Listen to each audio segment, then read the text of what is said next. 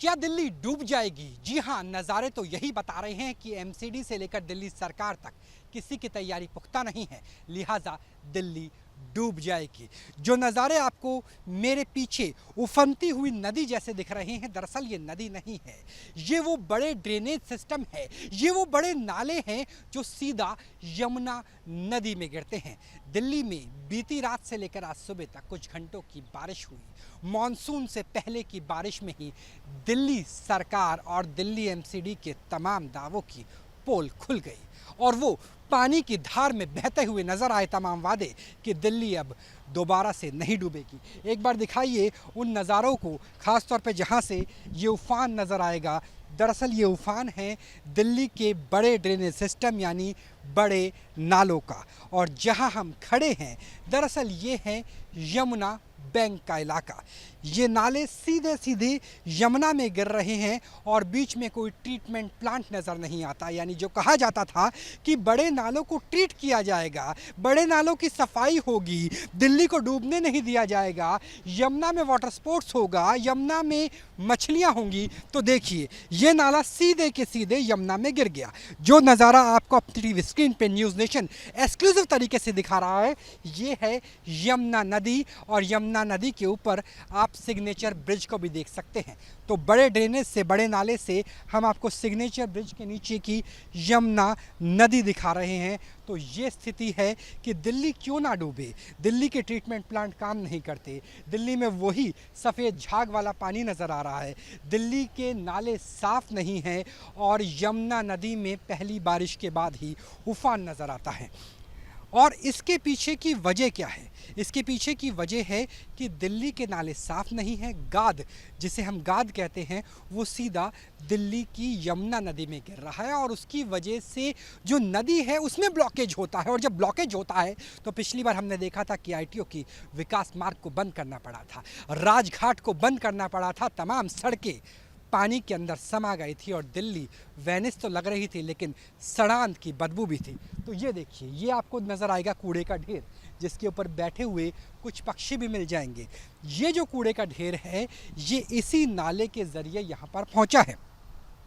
ये हरा कूड़ा है जो बताता है कि दिल्ली में ना तो पहले सफाई हुई, ना सफाई हुई, बारिश की वजह से जो कूड़ा है वो नाले के रास्ते यहाँ पर आ गया। और देखिए कि कूड़ा इतना ज़्यादा है कि टापू जैसा बन जाता है। कूड़ा अपने आप में रिवॉल्व कर रहा है, अपने आप में घूम रहा है। तो सोचिए कि किस तरह की स्थिति हो जाती है यमुना नदी की। और यमुना नदी जब रिक्लेम करती है, जब वापस मांगती है अपनी ज़मीन को, वापस मांगती है अपनी जो नदी वाली छवि थी उसे, तब दिल्ली में बाढ़ आ जाती है। और बाढ़ के लिए हमने आपको नजोगढ़ का नाला दिखाया, ड्रेनेज सिस्टम दिखाया, ट्रीटमेंट प्लांट नहीं होता है वो दिखाया, कूड़े का ढेर दिखाया, और एक कारण और है जिसे हम कहते हैं विकास।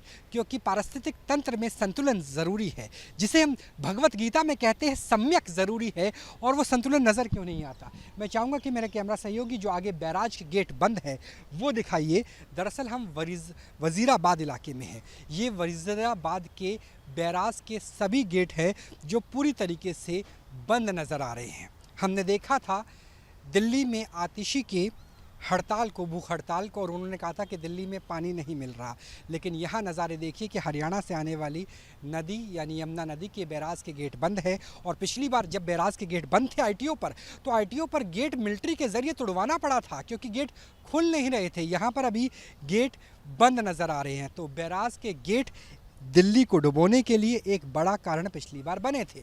और उसके अलावा आपको दिखाएंगे ये कंस्ट्रक्शन देखिए, बैराज के गेट है, उसके बाद वज़ीराबाद का पुराना पुल है, उसके बाद जो ये मेट्रो का नया पुल बन रहा है उसका निर्माण कार्य चल रहा है, और इसके बाद आपको सिग्नेचर ब्रिज भी नज़र आएगा। यानी दिल्ली में जब यमुना जाती है जो चंद किलोमीटर के अंदर, लगभग हर 2 किलोमीटर के अंदर आपको एक ब्रिज मिलता है।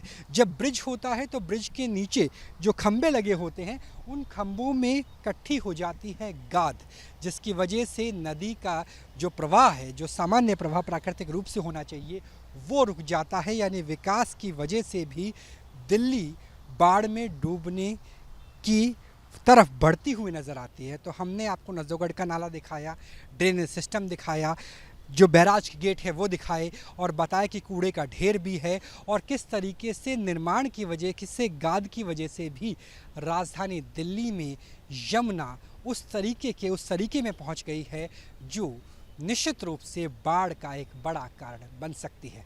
तो सवाल यही है जो न्यूज़ नेशन पूछ रहा है शासन प्रशासन से कि जिम्मेवारी किसकी, जवाबदेही किसकी, और अगर दिल्ली इस बार भी डूबी तो किसे जिम्मेवार जवाबदेह ठहराया जाए। मानसून दस्तक देने वाला है, क्या दिल्ली डूब जाएगी? ये प्रश्न बहुत रेलेवेंट है क्योंकि दिल्ली का इतिहास है 2000 साल का।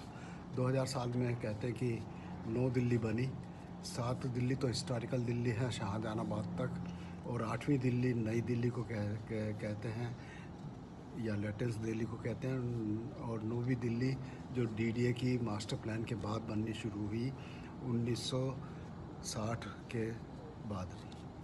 तो 9 दिल्लियाँ हैं और इनका जो एरिया है टोटल 1483 स्क्वायर किलोमीटर है। दिल्ली का जो भौगोलिक स्थिति है, जो लेवल है वो 205 मीटर पे है।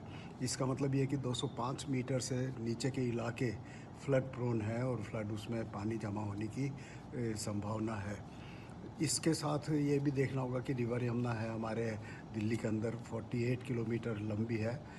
कैनाल्स हैं 300 किलोमीटर लंबी, 1200 किलोमीटर लंबी 28 मेजर ड्रेन्स हैं, 713 छोटी ड्रेन्स हैं जिसमें कि 259 एमसीडी ने ऑलरेडी क्लीन कर चुके हैं मानसून की तैयारी में। और इसका मतलब ये हुआ कि करीब 300 स्क्वायर किलोमीटर एरिया दिल्ली का फ्लड प्रोन है, जो कि फ्लड से बचाने की आवश्यकता है। ये स्थिति और भी गंभीर हो जाती है क्योंकि ग्लोबल वार्मिंग और क्लाइमेट चेंज ये एक इम्पॉर्टेंट इशू बन गए, बड़े इशू बन गए हैं। और जैसे कि हमने देखा कि यहाँ पर बहुत सारे डिपार्टमेंट्स सेंट्रल गवर्नमेंट के, दिल्ली गवर्नमेंट के और लोकल गवर्नमेंट के, एमसीडी, एनडीएमसी, कैंटोनमेंट बोर्ड, ये सब इसमें रिस्पॉन्सिबल है पार्शियली ड्रेनेज सिस्टम में। तो एक तो ये है कि इनका कोऑर्डिनेशन के लिए एक होल ऑफ गवर्नमेंट प्लेटफॉर्म जैसे यूटीपैक है बनाना आवश्यक है, ताकि इनके जो भी प्लान्स हैं, डिसीजंस हैं, उसका एक यूनिफाइड अप्रोच हो। और दूसरी चीज़ ये है कि हमें फ्लड कंट्रोल का प्लान नए सिरे से बनाना होगा।